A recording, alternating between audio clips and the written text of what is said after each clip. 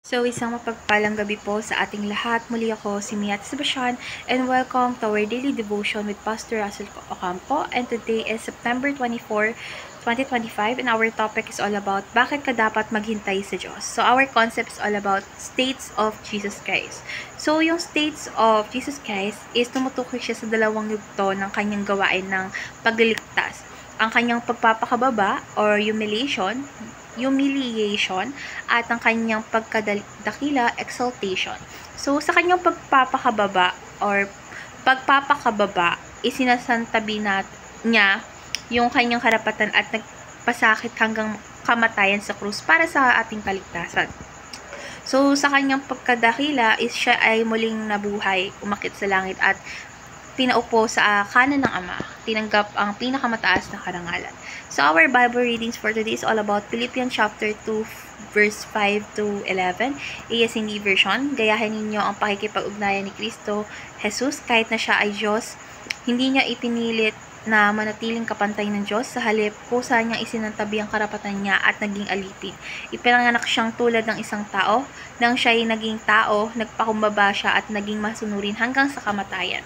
Kahit kamatayan sa krus, dahil dito siya ay lubos na itinaas ng Diyos at binigyan ng pangalang higit sa lahat ng pangalan. So, sa pangalan ni Jesus, luluhod ang lahat ng nasa langit, ng nasa lupa, at ng nasa ilalim ng lupa, at ipapahayag ng lahat na si Jesucristo ang Panginoon para sa kawalatian ng Diyos Ama.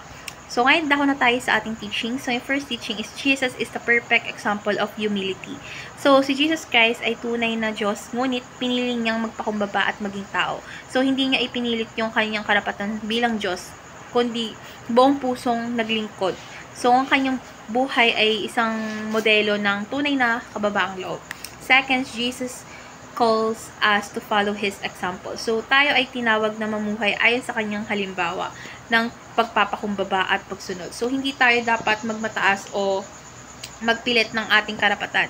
So, syempre, dapat matuto tayo maglingkod at magpasakop sa kalooban ng Diyos. And last is, Jesus wants us to embrace His humility. So, yung kababaang loob ni Jesus Christ is hindi lamang kwento, kundi pamumuhay na dapat nating yakapin or yakapin ng bawat Kristiyano.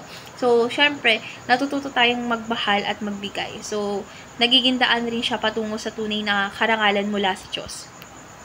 So, ngayon dako na tayo sa ating application. So, yung first application is walk as Jesus walked. So, kung paano naglakad si Jesus ng may kababaang loob, ganun din natin dapat tularan siya sa ating pakikitungo sa iba. So, yung kababaang loob kasi natin ay hindi kahinaan kundi lakas natin. At ito ang nagbibigay sa atin ng magandang patotoo bilang Kristiyano.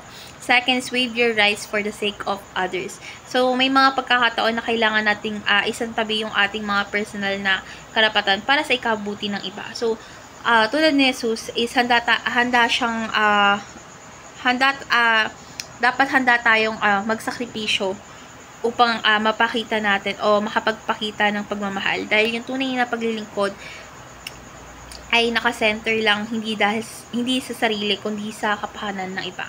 And last is wait until God lifts you up. So, hindi natin kailangang pilitin ang pag-angat sa buhay dahil ang Diyos ang may oras at plano para sa ating pagtaas. So, kapag siya ang nag-angat, ito ay totoo, matibay, at para sa kanyang kawalatian. So, ngayon dako na tayo sa ating last parts of our discussion. And our discussion talks about why should we wait for God to lift us up instead of lifting ourselves. So, syempre, dapat talaga tayong maghintay sa Diyos na siya ang mag-angat sa atin dahil siya lamang yung nakakaalam ng tamang panahon at paraan.